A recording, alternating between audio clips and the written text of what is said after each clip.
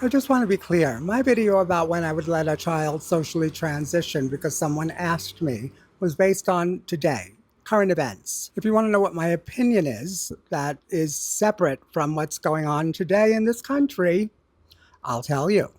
In happier times, I think kids know who they are very young. And like I've said before, I don't think social transition is necessary. I think it's a bad idea, frankly, because it puts the focus on clothing.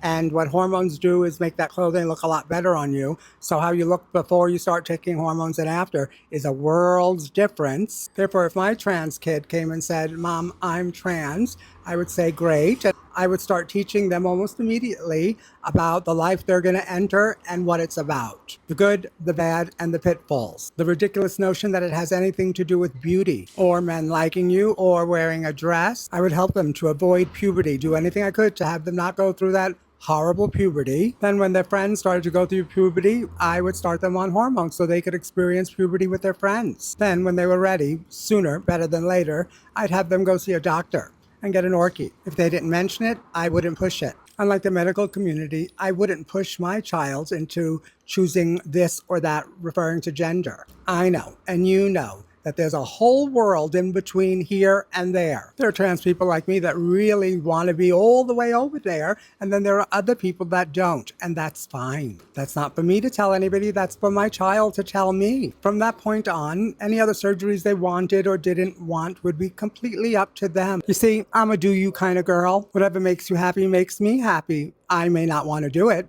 I may not even think it's a great idea, but it's none of my business. As long as my child was kind, smart, liked to read, understood themselves, and had a very general understanding of the world, understood the strong possibility that there's more to this world than meets the eyes, ears, any of your senses, and my job in my mind would be close to done. All I'd want to do is give them a leg up. I'd want them to be the most themselves they could be, and I'd never ask them to hide any part of that.